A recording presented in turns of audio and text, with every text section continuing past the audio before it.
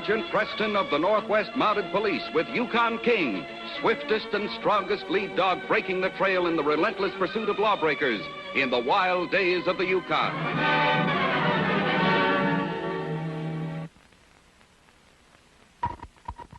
The days of the gold rush as Sergeant Preston with his wonder dog Yukon King meets the challenge of the Yukon. This is the Yukon in Arctic winter, the territory patrolled by Sergeant Preston, land of human sacrifice to the great god gold.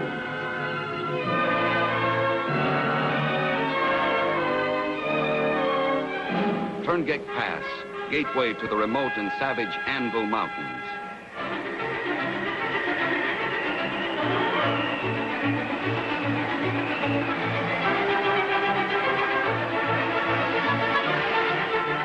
Trading post, last supply stop on the trail to that frozen, uncharted land, where Sergeant Preston came to investigate a strange tale of missing men, the legend of the White Hawk. All right, go get him, King.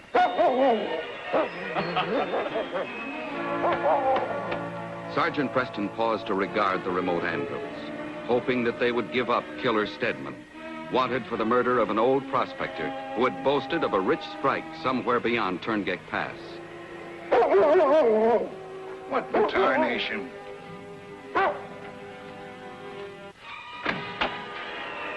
King! You scallywag. Where'd you filch that bone? How are you, Bill? Fine, Sergeant, fine. That's King's bone. He buried it under the building when he was here last. A year ago? You know, Sergeant, if King could smell out gold like that, you could quit the service and get into a good paying business. What, like prospecting the anvils? Yeah, right. Fellas coming through here say there's a whole mountain of the yellow stuff over on the other side of Klondike Pass. They do, huh? Did you tell them about the White Hawk? White Hawk? Bah! Just because some old sourdough says he saw something white moving along against the sky up on top of the pass, shaped like a man. Now, no one but a dumb Chichaco or a gold-crazy greenhorn dares to tackle the pass. All because of the tricks that the sun and the snow play on a man's eyes. You know, that story's been told from here to Dawson. Now, take that Chichaco that come through this morning. He'd been told there was nuggets up there just waiting to be picked up from the bare ice. Who told him that? Where? Oh, a couple of strangers in the Dawson Cafe. Told him he ought to take along enough provisions to last him for 6 months. Also, tools and all the tackle he'll need. That's a big load for that trail this time of the year. Fella can mush along fine and dandy till he hits the Narrows. Then all of a sudden, a sled runner will hit a small, snow-buried rock. Over they go. Man, sled, dogs, and everything. Buried in a 40-foot drift in some ravine. No trace. Another missing man. Or another victim of the White Hawk, they'll be saying.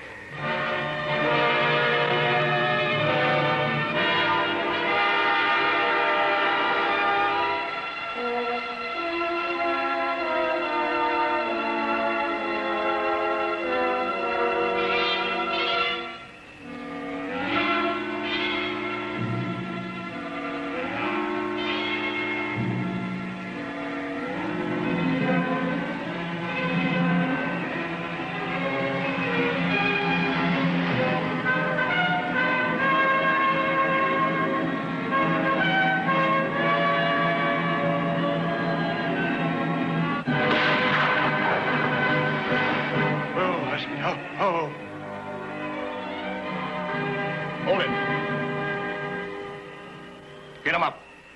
White Hawk. White Hawk. I'd like to get my hands on the fool that started that yarn. Now people are on the lookout for us. You mean you didn't let it get started to scare other prospectors out of the anvils? It never would have started if the man that saw us couldn't handle a sled better than you, Chichako. Chichako? Oh, I'm sorry, mister, but you got the wrong man. You see, my name is Martin. I used to run a little feed store down in Sacramento. Till the gold fever hit you, huh, Chichako? I tell you, my name is not Chichako.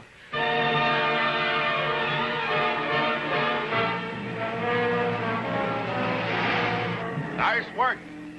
Get your hands up. Get his sled turned around. Right. Get my sled turned around? What's the big idea? I'm not going back there. That's what you think, mister.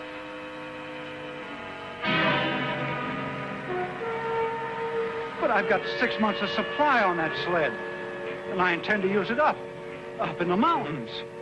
It'll be used, all right, but not by you. If it's money you want, I've got plenty. I've got enough to buy 2 years of provisions.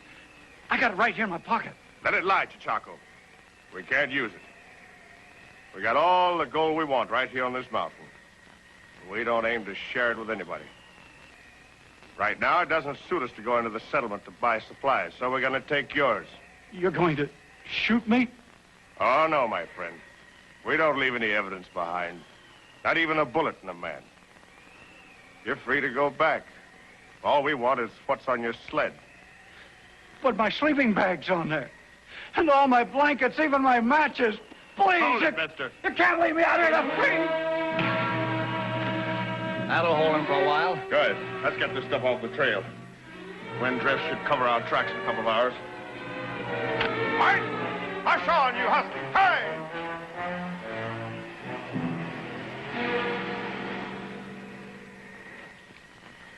Well, thanks for helping me load, Bill. Yeah. I reckon I've convinced you the so-called ghost of Turngate Pass is just a lot of talk, huh? Well, not quite, Bill. Not quite. The White Hawk is real. Huh? So long, Bill. So long. On, you huskies!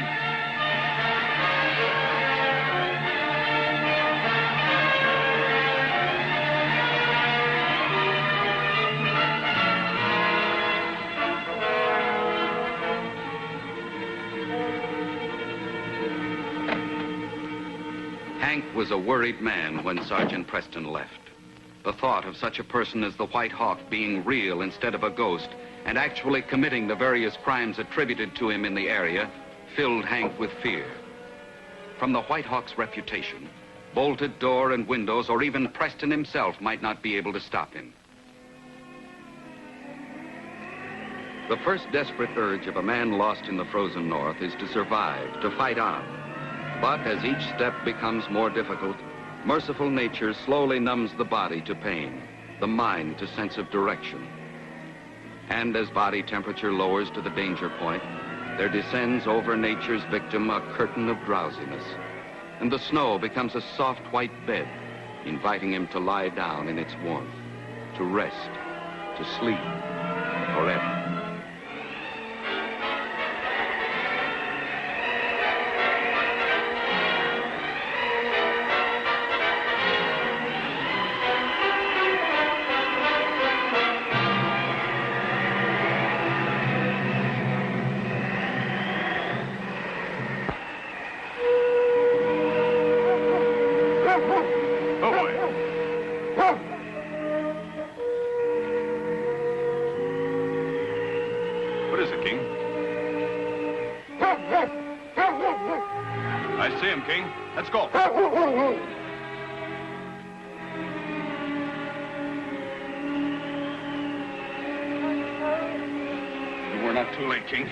Preston knew from long experience that he was teetering on the edge of a long, deep coma. Still alive. His chances of ever awakening depended upon the mounted policeman's expert training in snow rescue. Come on. Wake up. Wake up. Sleep. Sleep. Wake up, you can't sleep. Come on, get up. Get up on your feet. You've got to walk. Get your blood circulating. Walk. No. Don't go back to sleep. No. Where are your dogs? Oh, sled. Dog sled. Where is your dog sled? Don't take my dog sled. Don't see his dog sled anyplace, King. Better get him back to the post.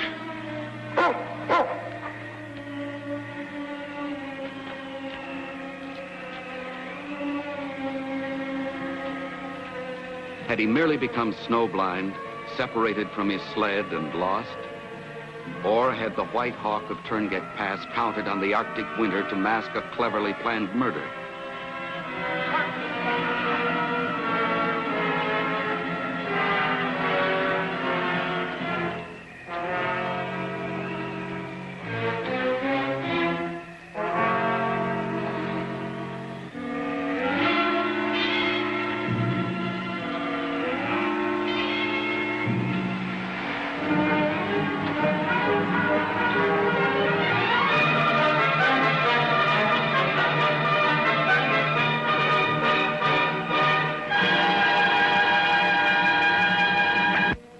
A few hours later, Sergeant Preston had administered prescribed treatment with the help of the trading post proprietor and was able to pronounce his patient out of danger. But the man was still sleeping off the effects of exposure. Plenty of warm, nourishing food, Bill. Force feed if necessary. Right. Say, Sergeant, what makes you so sure he was waylaid? And those marks on his face, they're obviously man-made. Well, I'll be doggone. That's the longest coat you have, Bill? Oh, not that mangy old wolf-hide, Sergeant. No, pick yourself a good parka. No one but a Chichaco would wear that thing. Yeah, this is just what I want, then. Let's see. Well, this looks like something a tenderfoot would wear, doesn't it? Say, where are you going? Back to the Anvils and the White Hawk. Now? Well, if it is the White Hawk, he's had 2 hours of good snowfall to cover his tracks. You'll never find him. Then I'll have to arrange for him to meet me. By the way, do you have any empty packing boxes around here? Sure, loads of them out and back. Mind if I buy a few? Help yourself. Good. Take good care of him, will you? Right. I'll leave my gear here until I come back. Yeah, I'll watch Come on. him.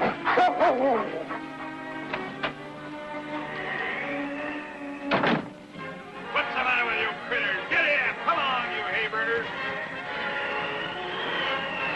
Hold it, my beauties! Hold it before this thingamajig skitters off the trail! Get up, you dog! Go on, get along there!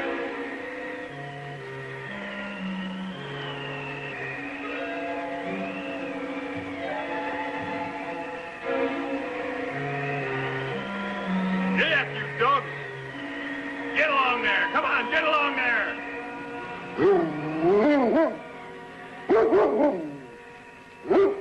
Get up, you dogs! Go on, get along there! What's the matter with you critters? Get up! Come on, you hay-burners!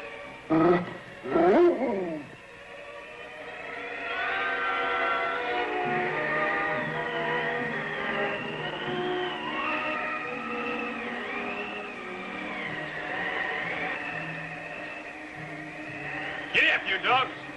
Go on, get along there! What's the matter with you critters? Get up! Come along, you hay-burners!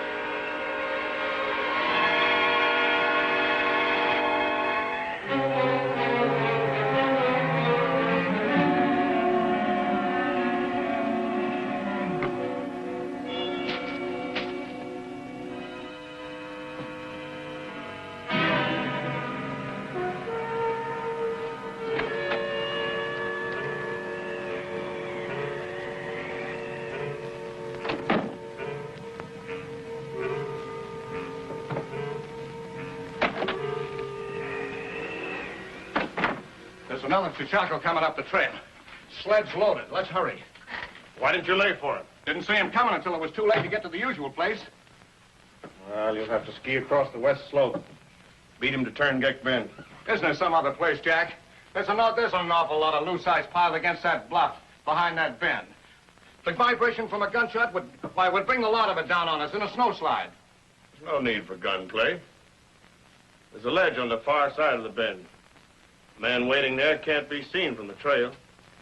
Yeah, I know the place. Well, stop gawking. Get on your skis and catch him at the bend. I'll circle around and come up from behind. Right.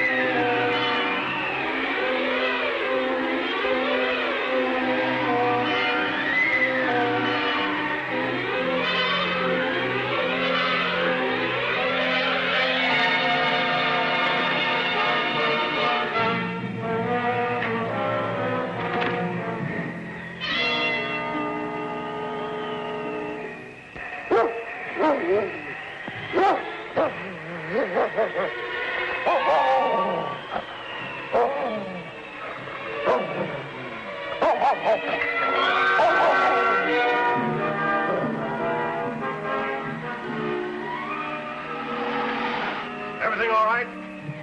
No. What do you mean? Something wrong here. These packing cases. They're empty. Empty.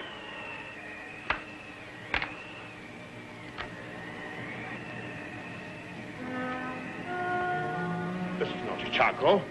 It's a Mountie. A Mountie? Yeah. Name's Preston.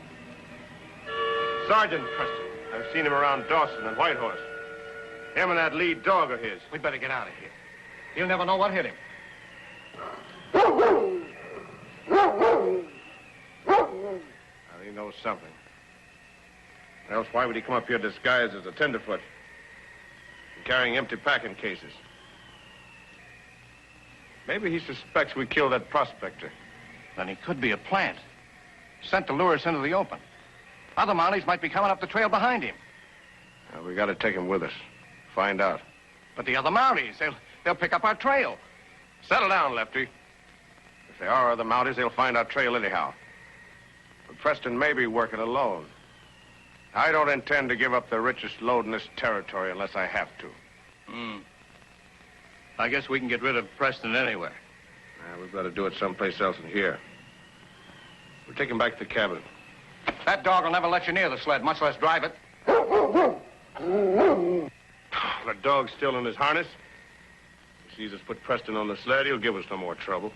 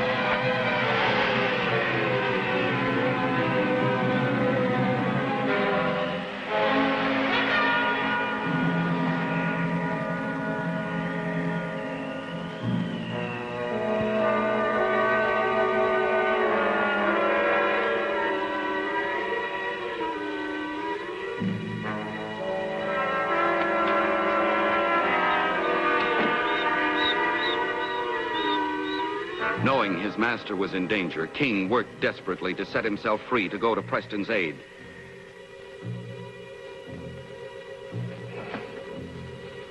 King knew that he would be missed from the team and that desperate measures might be taken to find him. Just in case there were other Mounties behind, you better go out and put up the sled. Stand guard. All right.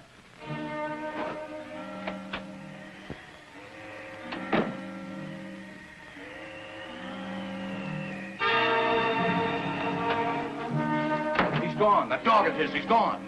So what? Well, what'll we do? Nothing. If I know that dog, he won't leave as long as Preston is here. He's too well trained. You better get outside. Keep your gun handy. If you see him, shoot him. But after all, he's only a dog.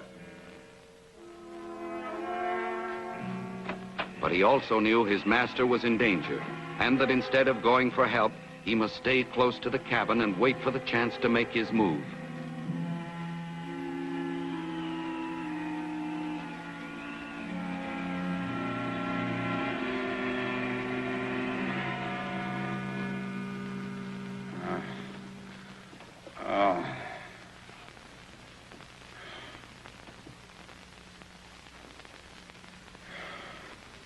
Who are you? Name's Miller, Sergeant. Trapper. I found you out on the trail, knocked out. Oh.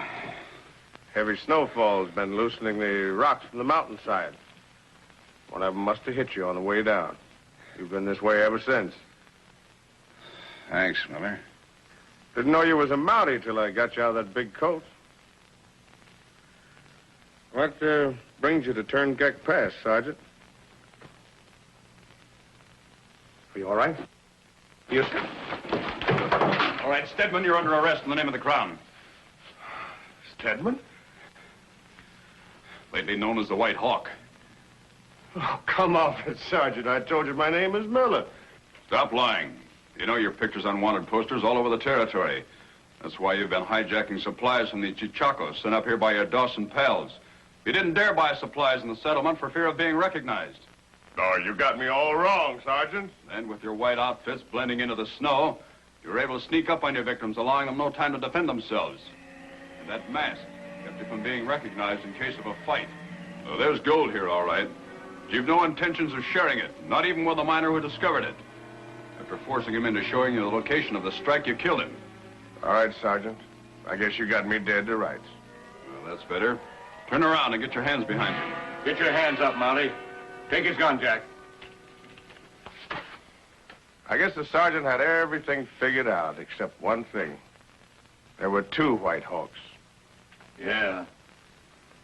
I think he must be on his own.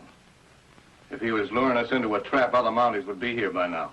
It's a known fact they headed into this pass today. Oh, there'll be search parties when you don't come out. Yeah, if they can find the right places to dig under 40 feet of snowdrift, they might find you. Along with a few others. No, they can wait till the spring thaws.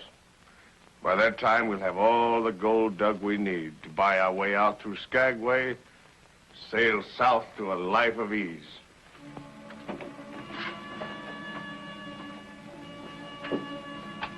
Meet the White Hawks, Sergeant.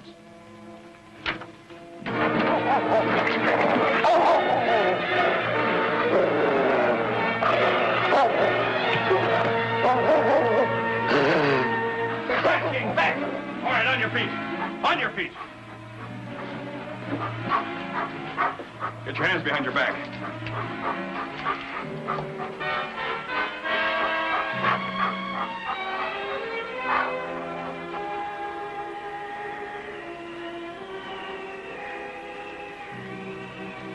And I'll come back for you as soon as you're able to travel. Thanks, Sergeant. You too, King. And don't thank us. Thank old Bill here. He's the one who kept you alive. Oh, sure. Hey, one thing I can't understand, Sergeant. Why didn't Stedman have some of his Dawson gang bring you supplies out? And he was smart enough to know we'd keep his old gang under surveillance. Just hoping that one of them would lead us to his hideout. You know, I know it isn't regulations to feed your dogs before you start out on a long trip. But I'd like to give these biscuits to King and his friends just as a sort of a reward. Oh, well. Thank the man, King. Come on, thank him. This case is closed.